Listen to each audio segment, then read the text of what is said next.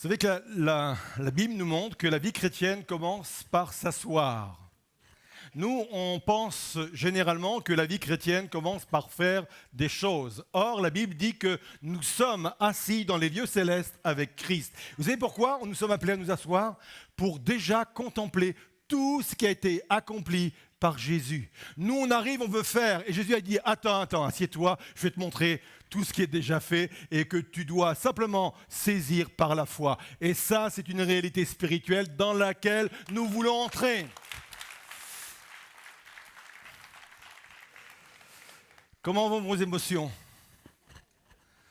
Vos émotions vont bien? Bon, pour ceux qui ont l'habitude, vous savez qu'on a commencé donc une nouvelle série. Nous sommes au 3e message. Et cette série s'intitule « Les émotions de Jésus ». Parce que Jésus avait bel et bien des émotions. Parfaitement homme et parfaitement Dieu. Alors le titre du message aujourd'hui, c'est une forme de question. Il est le suivant. Quand tu es déçu, tu fais quoi?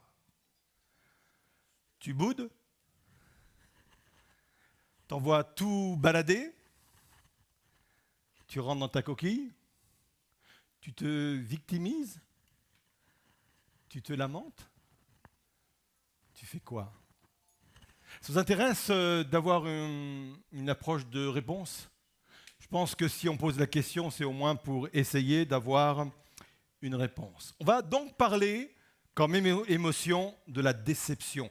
Et la déception, c'est une émotion que je classe dans les émotions à bas bruit. Vous savez, ce n'est pas spectaculaire comme la colère. Quelqu'un qui se met en colère, ça se voit tout de suite. Et généralement, ça va avec des grands gestes, ça va avec une intonation de voix assez forte, ou même comme la joie. La joie, généralement, peut être expressive, à part certains qui sont dans la joie, mais en même temps, ils ont un visage fermé. Très peu, hein, mais on les appelle les pinces sans rire. Vous voyez un peu?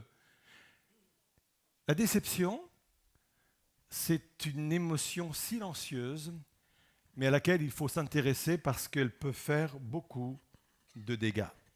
Et ça va être intéressant de voir comment Jésus a géré cette émotion, car je peux vous dire que Jésus a été plus d'une fois déçu, entre autres, par ses disciples.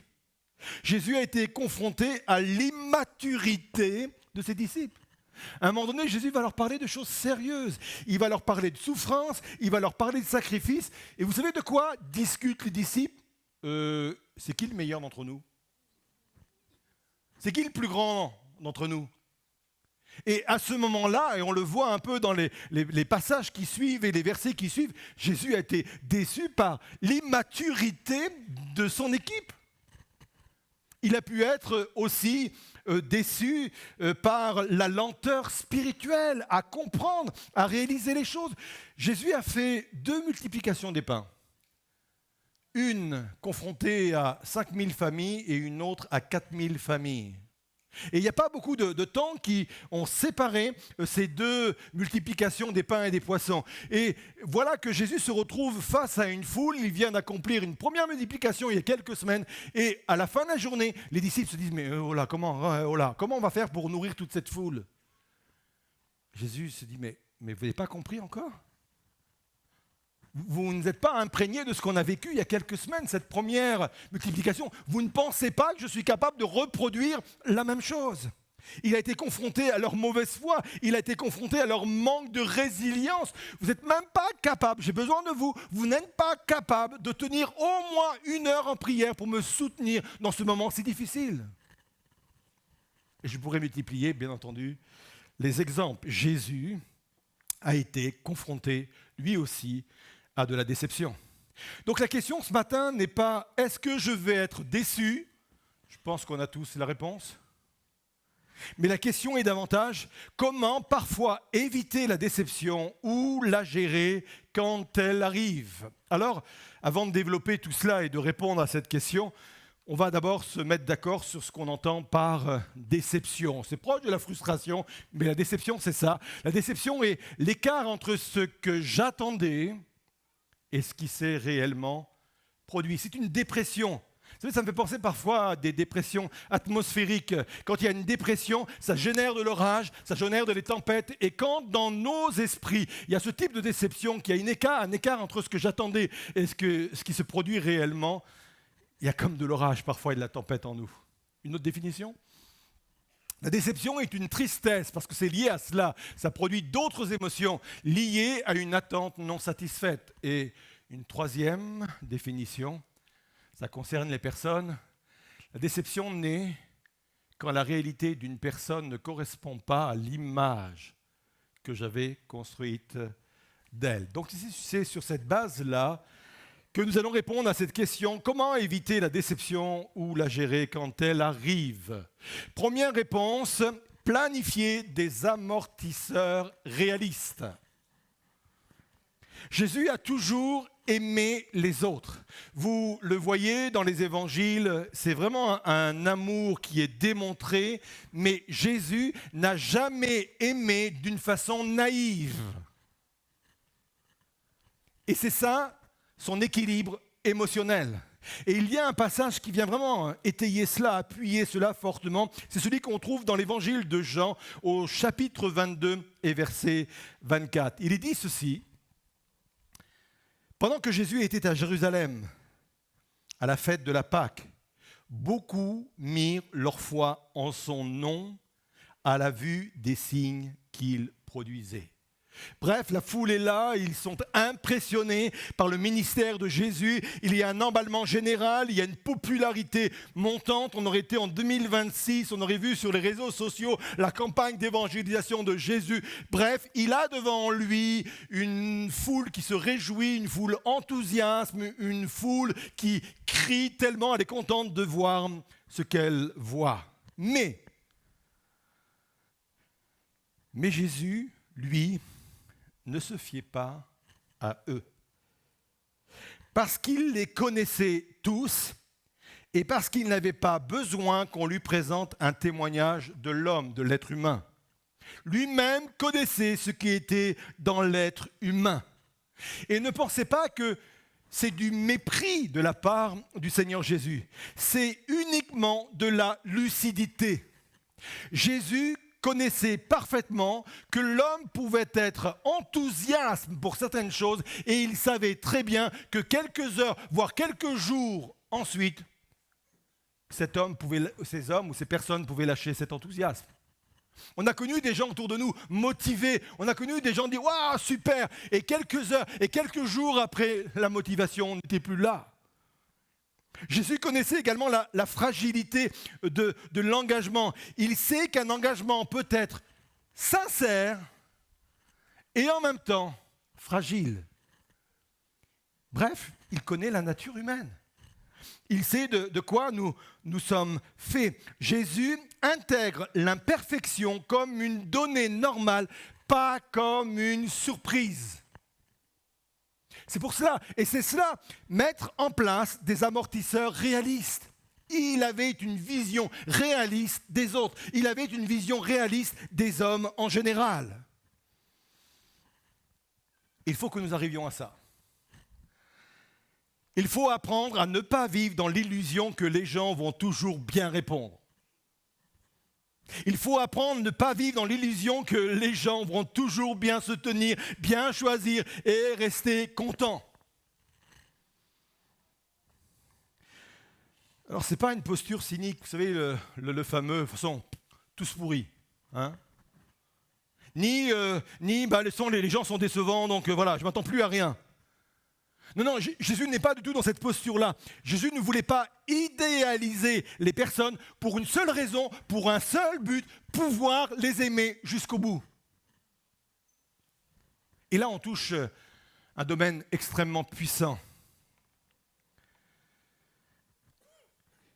Il y a une parole forte dans les évangiles. Vous savez, c'est quand Jésus va mettre le comble à son amour, en pratiquant le lavage des pieds. On a peut-être en tête ce type de passage. Et à ce moment-là, il est dit cette parole forte que Jésus les a aimés jusqu'au bout. Et je peux vous dire que tous les disciples n'étaient pas aimables. On l'a vu, il décevait régulièrement. On le voit même, Judas l'a trahi. Et je peux vous dire que jusqu'au bout, Jésus a continué de l'aimer. Même quand il lui a fait le fameux baiser de Judas. Pierre l'a renié. La Bible nous dit qu'à un moment donné, tous les disciples l'ont abandonné. Mais Christ avait cette force de pouvoir les aimer jusqu'au bout, malgré cela, parce qu'il avait un regard réaliste sur les êtres humains, sur les autres. Et ça, c'est important. Tu peux me décevoir, c'est un peu la mentalité de Jésus, mais je vais continuer à investir en toi. Tu peux me décevoir, mais je veux continuer à t'aimer sans être naïf. Tu peux me décevoir, mais je vais continuer à croire en ta transformation. Je sais ce que tu es aujourd'hui, mais je crois que demain, tu peux devenir une autre personne. Tu peux me décevoir, mais je vais surtout arrêter d'être constamment blessé par mes attentes qui ne sont pas au rendez-vous. J'ai aussi un travail à faire sur moi-même. Oui, je vais être déçu, mais je ne veux pas que ces déceptions me conduisent dans des blessures que je ne pourrai pas gérer. Et tout au long de son ministère, Jésus va essayer de former ses disciples dans ce sens-là, va essayer d'enseigner ses disciples dans ce sens-là. Matthieu 10, verset 16, il dit ceci, une parole aussi connue. « Voici, je vous envoie comme des brebis au milieu des loups. Soyez donc prudents comme les serpents et simples comme les colombes. » Le serpent ici, dans ce contexte, n'est pas à l'image du mal, mais est l'image d'une prudence intelligente. Et la colombe, ici, c'est l'image de la pureté du cœur. En fin de compte, le message que Jésus veut délivrer à ses disciples est le suivant. Faites les choses avec sincérité, sans duplicité, en travaillant à la paix, mais sans naïveté. Dieu appelle que nous soyons des croyants qui sortent de la naïveté. Et je veux le dire comme cela, je vous aime énormément, mais parfois, les chrétiens, au nom de l'amour, restent naïfs. Ça va, vous restez ?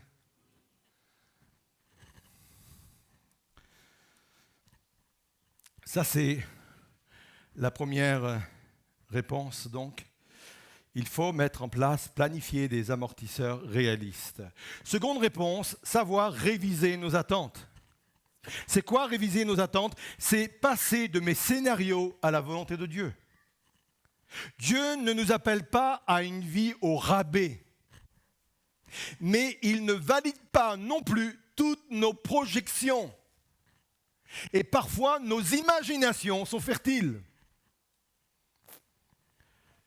Il y a une différence entre la foi et l'imagination spirituelle. Ce n'est pas interdit d'avoir de l'imagination spirituelle, mais il ne faut pas confondre l'imagination spirituelle avec la foi. C'est vraiment important de parler de cela, sinon ça va nous conduire à des déceptions, y compris parfois être déçus de Dieu. Non, en fin de compte, tu n'es pas déçu de Dieu. Tu es simplement déçu du scénario que tu avais écrit à sa place. Et je peux vous dire que ça nous arrive plus souvent qu'on le pense. Écrire des scénarios à la place de Dieu. La déception est née parce que Dieu ne correspond pas à l'image que tu t'es faite de lui. Et il y a dans la parole de Dieu un exemple qui incarne parfaitement ce piège, qui incarne parfaitement cette dérive. La personne qui l'incarne le plus, c'est Pierre. Pierre, lui aussi, avait une imagination débordante. Et je vais revenir après. Ce n'est pas un problème, ça. Mais je vais l'expliquer après. Il avait une imagination débordante. Lui, il avait déjà écrit le scénario de comment le Messie devait intervenir sur terre. Lui, dans son esprit, Jésus, c'était quelqu'un qui devait exercer son ministère à l'image de David, qu'elle allait venir renverser l'État d'une façon physique, qu'elle allait prendre aussi les armes pour combattre l'envahisseur romain et mettre tout ce monde dehors. Lui, c'était son image du Messie, quelqu'un de conquérant, voire même de violent physiquement pour arriver à ses fins. C'était son scénario. Il avait projeté cette image du Messie, s'était projeté dans la vision de ce royaume-là. Et le choc a eu lieu dans le jardin de Gethsémané. Là, dans le jardin de Gethsémané, les gens viennent pour arrêter Jésus. C'est à ce moment-là que le fameux baiser de Judas va intervenir. Et lui, il rentre dans son scénario. Et son scénario, c'est de pouvoir résister. Alors, il sort son épée. Moi, je suis fidèle à ma vision. Je suis fidèle à ce que j'ai pensé, je suis fidèle à ce que j'ai imaginé de la façon dont le Messie devait réagir. Moi, je dégaine mon épée. Je suis prêt à aller à la guerre, je suis prêt à aller à la mort. Il a son épée. Et le choc, il est là. Jésus lui dit, remets ton épée là où elle était avant. Et Jésus ne bouge pas. Jésus n'est pas le Messie que Pierre avait imaginé.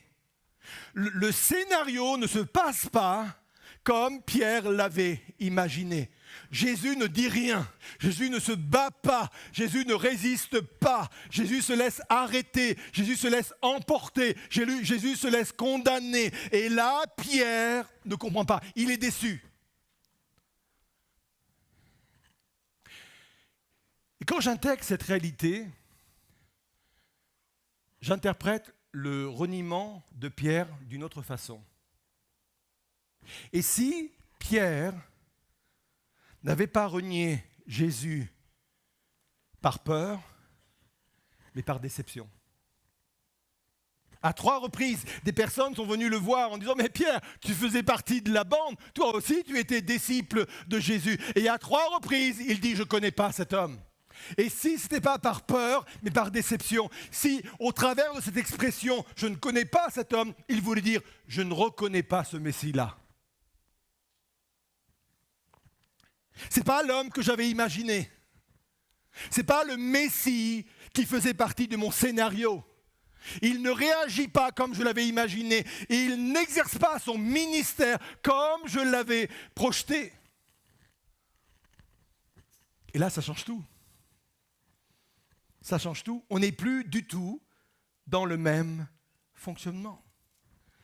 Et ce piège de l'imagination spirituelle est réel. Il n'est pas destiné, il n'est pas réservé uniquement à Pierre. Je suis sûr que toi et moi, nous sommes parfois tombés dans ce piège-là et nous pouvons encore tomber dans ce piège-là.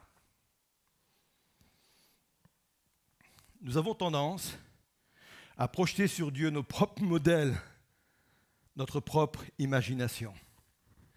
Et c'est là où c'est intéressant de faire un parallèle avec la façon dont Jésus gère cela. Pierre se projette, Jésus, lui, s'aligne. Il révise ses attentes. Il y a un passage qui est revenu tout au long de cette série. Je sais que le pasteur Caleb l'a cité la semaine dernière et je l'avais cité il y a 15 jours. Vous savez, quand Jésus se trouve justement dans ce jardin de Gethsémané et à un moment donné, il va dire ceci, non pas ma volonté, mais la tienne. En fin de compte, il reconnaît son attente humaine. Et son attente humaine, c'est d'éviter la souffrance. Je peux vous dire que Jésus avait le droit aussi de projeter un tel scénario. Je pense que c'est humain de ne pas vouloir souffrir. Je pense que c'est humain de ne pas tomber dans des galères. Si vous ne voulez pas souffrir et si vous voulez éviter les problèmes, vous êtes des gens normaux. Vous êtes là? Est-ce que les gens normaux sont là? J'ai eu un doute pendant un temps. Et Jésus, c'était sa projection humaine, entre guillemets. Lui aussi, il ne voulait pas souffrir. Et lui aussi, il dit, moi, mon scénario préféré, ce serait que cette coupe s'éloigne de moi. Mais il va ajouter ceci, Seigneur, je me soumets à ta volonté. Et c'est ça, réajuster son cœur à la réalité divine. Nous sommes tous confrontés à cette réalité-là. Je disais à l'instant, ce n'est pas un problème d'avoir de l'imagination spirituelle. Et il m'est arrivé très souvent d'écrire des projets avec une imagination spirituelle débordante. Et quand je venais d'écrire ces projets, j'étais vraiment emballé. Et j'avais l'impression que le ciel s'était ouvert pour moi et que j'avais eu une révélation claire, directe. J'ai même pensé parfois que mot à mot, Dieu m'avait dit ce que je devais écrire. C'est une réalité. Parce que mon imagination aussi avait travaillé. Et j'ai appris au fur et à mesure d'ajuster ou de réajuster ce que j'avais écrit à la volonté divine. Parce que c'est humain. On peut s'emballer rapidement dans nos projections. C'est humain. Il n'y a pas de problème à cela, c'est humain. Il y a des choses qui peuvent nous emballer, il y a des choses qui peuvent venir nous chercher. Et c'est normal, et ce n'est pas un problème d'avoir de l'imagination spirituelle. Mais ce qui est important, c'est de pouvoir à chaque fois réajuster cela à la volonté divine, à la réalité divine. La maturité spirituelle, ce n'est pas d'avoir moins d'attentes, c'est d'avoir des attentes ajustées. Et peut-être que ce matin, quelqu'un dans ce lieu est face à vos écrans, peut-être qu'il y a quelqu'un qui a besoin de réajuster ses attentes par rapport à ce qu'il a cru comprendre de Dieu. C'est important vraiment pour ne pas tomber dans ce type de déception. Troisième réponse, il faut aussi apprendre à apprivoiser la déception relationnelle. Ça concerne la peur de décevoir les autres et parfois la déception de soi-même. Et là, je peux vous assurer, pour m'être entretenu avec beaucoup de personnes depuis le ministère pastoral, depuis que je suis entré dans le ministère pastoral, je peux vous assurer que vous n'êtes pas seul si vous pensez être seul dans ce domaine-là. Ça touche énormément de personnes. Et quand on vit sous cette pression-là, c'est cette pression de vouloir bien faire, d'être à la hauteur des attentes des autres, quand on vit sous cette pression où on n'ose même pas dire non, parce que si on dit non à une demande, on a peur d'être ou de décevoir les personnes, mais c'est un poids horrible à porter. C'est des gens, ils sont esclaves de leur oui. Pourtant, ils n'ont pas envie de faire les choses. Pourtant, le samedi après-midi, ils auraient aimé aller se balader avec les enfants, la compagne, le compagnon, mais comme ils sont sous cette emprise de dire si je dis non, je risque de décevoir, ils sont obligés de dire oui. Mais c'est une prison, ça.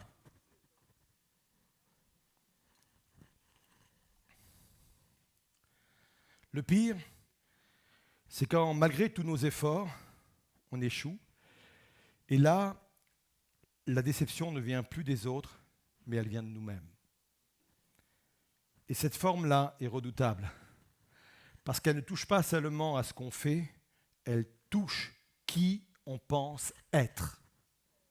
Je ne suis même pas à la hauteur de l'image que j'avais de moi-même. Et ça, c'est dévastatrice ou dévastateur. C'est violent, car c'est un sentiment qui nous conduit à la honte. Et plus souvent qu'on le pense, il y a des personnes qui traversent la vie, qui traversent même la vie chrétienne avec ce sentiment de honte. On va regarder ce que va dire cette autrice. Je l'ai déjà citée à plusieurs reprises, Brené Brown. C'est une oratrice également. Elle a dit ceci, c'est très puissant. La honte, c'est quoi ? C'est le sentiment douloureux de croire que nous sommes défectueux ou défectueuses, et donc indignes d'amour. Je crois qu'il n'y a pas plus grand sentiment que de se sentir indigne d'amour, indigne d'intérêt, indigne de considération, indigne de confiance. Ce type de peur nous fait vivre sous le régime de l'approbation. Et je peux vous dire que le régime de l'approbation, c'est un régime puissant, lourd. Mais ce régime-là, et je veux le dire avec force, n'est pas le régime de l'Évangile. L'Évangile n'est pas un système de performance. L'Évangile, c'est un espace de liberté. C'est l'apôtre Paul qui va le dire dans l'Épître aux Galates. Il dit ceci, que Christ nous a appelés à la liberté. Dans le programme de Christ, dans le programme du royaume de Dieu, la chose essentielle, c'est que nous sommes appelés à la liberté. Pas vivre sous le régime de l'approbation, mais le régime de la liberté. Ça dépend souvent de la perception qu'on a de Dieu. Si on a la perception de Dieu comme un manager, vous savez, qui évalue constamment. Déjà, il y a au boulot, on nous évalue. Déjà, dans la société, on nous évalue. Sur les réseaux sociaux, on nous évalue. Et si, en plus, on a cette vision de Dieu comme quelqu'un qui serait comme un manager qui nous évalue, alors là, c'est impossible de sortir de ce régime de la performance, de ce régime de l'approbation. Par contre, si on a l'image d'un Dieu comme un père qui nous accompagne dans notre croissance, c'est différent. Pourquoi ? Parce que tout père ou tout parent savent que grandir, par définition, implique de se tromper. Si tu veux que tes enfants grandissent, permets-leur de se tromper. Dieu est un père. D'une façon intrinsèque, il est un père. Donc, Dieu sait très bien que pour grandir, ça part du principe que naturellement, ça c'est obligé, il y a et il faudra parfois se tromper. Il faudra parfois recommencer. Il faudra parfois admettre qu'on n'est pas parfait. John Maxwell a dit ceci, l'échec n'est pas fatal, c'est le prix du progrès. Si tu veux progresser, accepte l'échec. N'en fais pas un jeu non plus. N'en fais pas une performance non plus. Mais accepte le fait qu'on va se tromper. Accepte le fait qu'on va tomber. Accepte le fait qu'il va falloir recommencer. Accepte le fait que, effectivement, les bons résultats ne seront pas forcément au rendez-vous. En fin de compte, c'est accepter notre humanité. Jacques 3, verset 2 dit ceci, « Nous commettons tous des erreurs. » Et si quelqu'un se sent inspiré de dire à son voisin, même toi, qu'il n'y ait pas de bagarre, hein, quand la Bible dit « tous », c'est tous. Hein. Vous allez me dire, mais il se contredit. Parce qu'après, il dit de bien des manières, déjà. Ça veut dire qu'on peut être même ingénieux dans notre façon de faire des erreurs. Et il ajoute, si quelqu'un ne commet jamais d'erreur dans ce qu'il dit, c'est un homme parfait. J'aimerais vous dire que Jacques, il a une particularité, c'est qu'il fait de l'humour. Et quand il dit ça, en fin de compte, voyez entre parenthèses, lol. D'accord ? Il sait, lui, de base. Moi, je crois que je me serais bien entendu avec Jacques. Je pense qu'il devait être percutant dans ses façons d'approcher, de dire les choses. Et lui, il dit, ouais, c'est quand même parfait, ok. Mais il sait au fond de lui-même, c'est de l'humour. Il n'y a personne de parfait. Nous faisons tous des erreurs. Même toi. Il y a une personne qui me comprend, ça me fait du bien. Vous savez, on sent tellement d'être distancé des fois quand on est sur l'estrade. Et quelqu'un qui vous comprend. Amen. Amen. Moi, ce qui m'interpelle, c'est la façon dont Jésus a abordé les échecs de Pierre. Et vous savez, Pierre, il a connu quand même quelques échecs. C'était quelqu'un qui fonçait. Vous savez, quand quelqu'un fonce, il se plante à un moment donné. Hein. C'est une force, mais ça peut être aussi une faiblesse. Et il va dire ceci, j'aime beaucoup, il va dire ceci, je n'ai pas donné à la production le verset, mais vous allez l'entendre. « J'ai prié pour toi », il dit à Pierre, « afin que ta foi ne défaille pas. » Vous avez remarqué que Jésus ne prie pas pour que Pierre ne chute pas. Il prie pour que, malgré la chute, il puisse continuer à survivre par la foi. Que sa foi puisse survivre. Ça ne veut pas dire que Dieu met une espérance négative sur nous en disant, de toute façon, il va tomber, il va chuter. Non, Dieu sait qu'à un moment donné, on va faire des erreurs. Il le sait, on en a parlé ensemble. Il sait qu'à un moment donné, il faudra recommencer. Il sait qu'à des moments donnés, on ne fait pas exprès, on ne le fait pas par calcul, mais on va chuter. Et il ne prie pas pour qu'on ne chute pas. Il prie que cette chute-là ne vienne pas atteindre ma foi, mais que ma foi puisse continuer à m'animer pour aller plus loin. Ça change tout comme regard. Je vais mettre devant vous cette parole. Dieu ne t'appelle pas à être parfait. Respirez. Accepte. Prends, parce que tu n'auras pas toujours ça dans la société. Prends. Dieu ne t'appelle pas à être parfait, il t'appelle à être en chemin. Qu'est-ce que ça veut dire être en chemin ? Ça veut dire, d'abord, apprendre à se traiter avec la bienveillance que Dieu manifeste à mon égard, déjà. Être en chemin, c'est se relever sans se condamner. Je me relève et je reprends le chemin. Être en chemin, c'est continuer à avancer sans porter le poids de la honte. C'est ça, être en chemin. Alors je vais conclure avec ça. Tu fais quoi quand tu es déçu? Tu fais quoi? Tu fais quoi quand tu as projeté sur les autres des attentes irréalistes? Tu fais quoi? Tu fais quoi quand tu vis sous le régime de la culpabilité?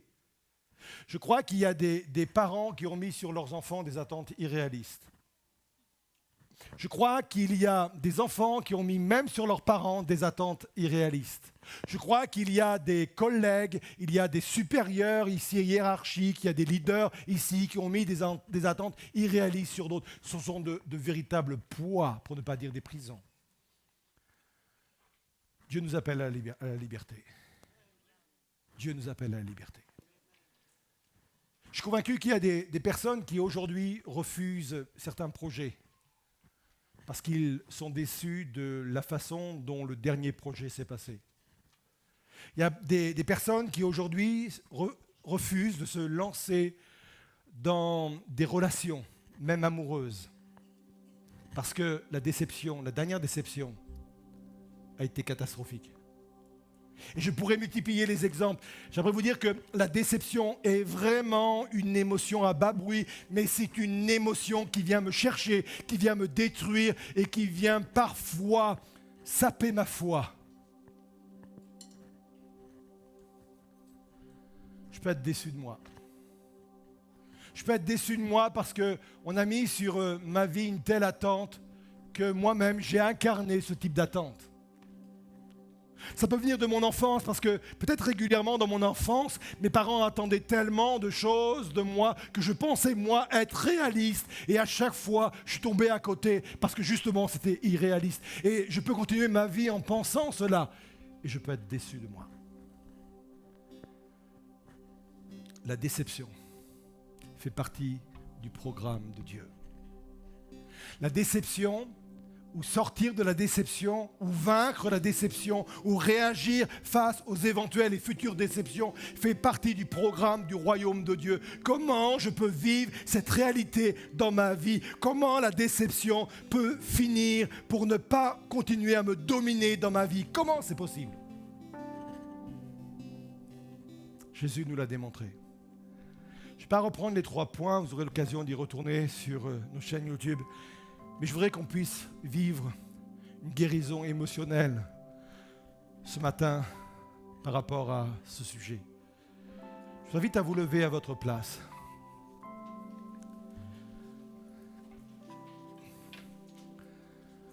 Je vous ai vu très studieux ce matin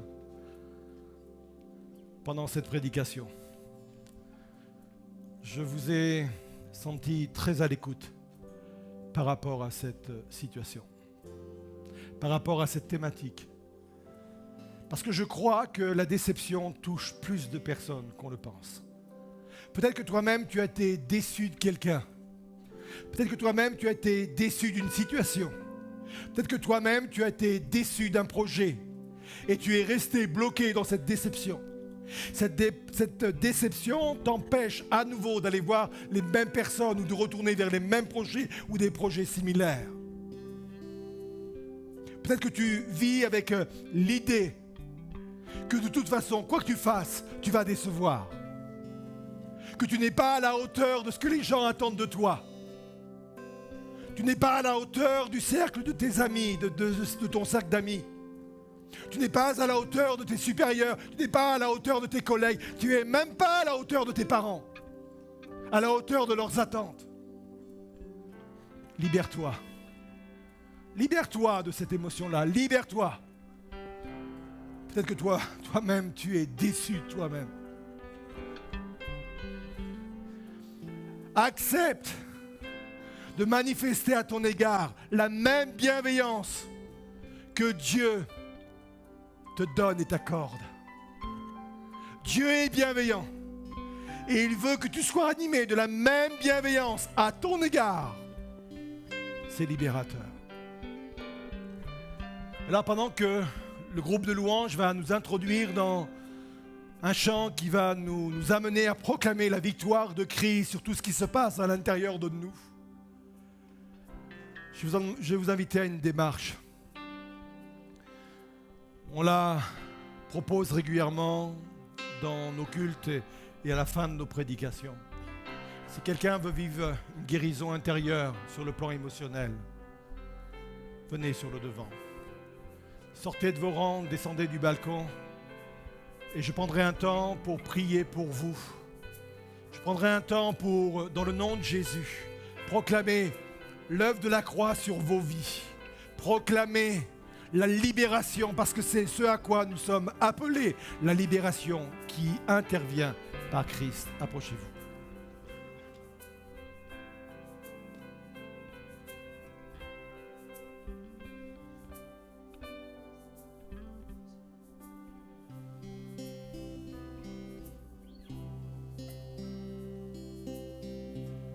Si la lune me glace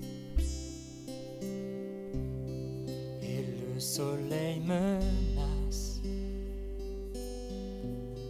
Créateur des étoiles, mon secours est en toi. Si mes larmes ruissellent et que mon pas chancelle, Créateur de la terre, mon secours est en toi.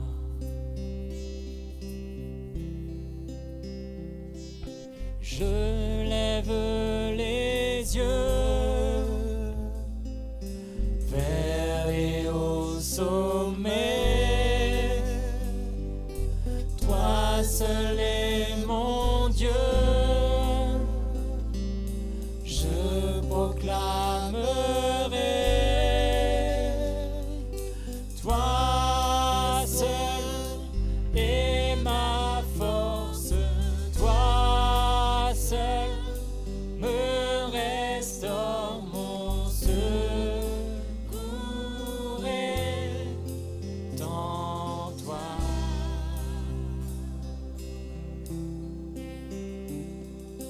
Toujours tu me portes, jamais tu ne dors, mon secours est en toi. Avant de proclamer la victoire de Christ au travers du pont là qui va être chanté, je m'associe à votre prière, pour ne pas dire pour certains à votre souffrance. Je veux vraiment m'associer pour que vous puissiez aujourd'hui, pour certains, connaître une guérison émotionnelle et pour d'autres, rentrer dans un schéma de fonctionnement différent. Ce schéma de fonctionnement différent rentre parfaitement dans l'œuvre de la nouvelle naissance où nous sommes appelés également à vivre le renouvellement de l'intelligence. Peut-être que jusqu'à présent, tu reproduis constamment, depuis des mois et des années, des fonctionnements, parce qu'on t'a appris à fonctionner comme cela. Mais aujourd'hui, je crois que par le Saint-Esprit, Dieu peut imprimer dans les vies, dans les cœurs, des fonctionnements nouveaux, des réactions nouvelles, des processus nouveaux. Je crois également que là où il y a des blessures qui sont là depuis des mois et des années, je crois au baume du Saint-Esprit, à l'huile du Saint-Esprit qui vient non seulement adoucir les plaies, mais qui vient les guérir également dans le nom de Jésus. L'œuvre accomplie à la croix n'est pas une œuvre uniquement pour le salut de mon âme, pour que mon âme se retrouve un jour dans le ciel. Mais l'œuvre accomplie à la croix est aussi une œuvre de guérison. Guérison physique, guérison intérieure, guérison émotionnelle. C'est l'œuvre que Dieu veut accomplir dans vos vies. Alors je prie, Seigneur, pour qu'une grâce, une onction particulière, une onction de guérison, une onction de restauration, une onction de relèvement, une onction réaliste, de réalité spirituelle, puisse vraiment planer, se répandre au-dessus de ces vies, Seigneur. Pose ta main bénissante. Que les personnes puissent passer du régime de la performance, du régime de l'approbation, au régime de la liberté, au régime de l'évangile, qui est un évangile de liberté. Là où il y a la vérité, il y a la liberté. Là où le Christ agit, il y a la liberté. Alors on le proclame, ta victoire est pour nous, Seigneur. Oh.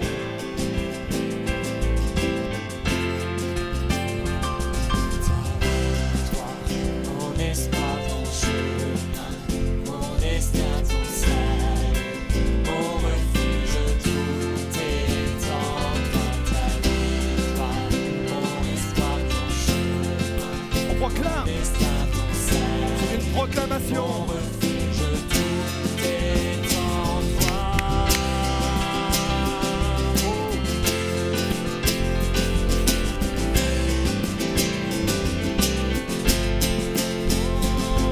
Ta victoire, mon espoir, ton chemin, mon destin, ton salut, mon refuge, tout est en toi. Ta victoire, mon espoir, ton chemin, mon destin, ton salut, mon refuge, tout est en toi.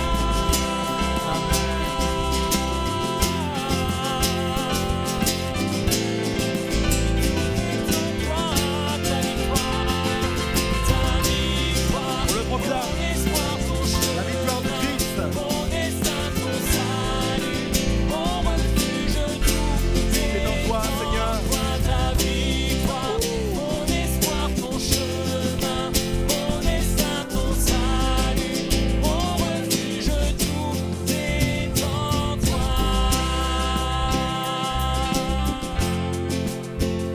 On va reprendre cette partie, mais pendant cela, on va repartir à nos places. Et peut-être qu'en repartant à nos places, Dieu va nous montrer, il faut que tu reprennes ce type de relation. Il faut que tu reprennes ce type de projet que tu avais abandonné parce que tu avais été déçu de la façon dont les choses étaient passées. Que tu avais abandonné parce que tu ne te sentais pas à la hauteur. Je crois que quand il y a des guérisons, il y a des choses qu'on peut faire qu'on ne faisait pas avant. Quand Jésus a guéri des paralytiques, les paralytiques pouvaient retourner chez eux en marchant. Quand Jésus a guéri des aveugles, les aveugles pouvaient retourner chez eux tout seuls, sans qu'on les aide, sans qu'on les oriente. De la même façon, quand émotionnellement il y a des guérisons intérieures, ça nous permet de faire des choses qu'on ne pouvait plus faire avant, qu'on ne voulait plus faire pour se protéger ou que sais-je avant. C'est la réalité. Donc repartez en confirmant cette victoire de Christ sur vos vies, de vos cœurs, et on proclame la victoire.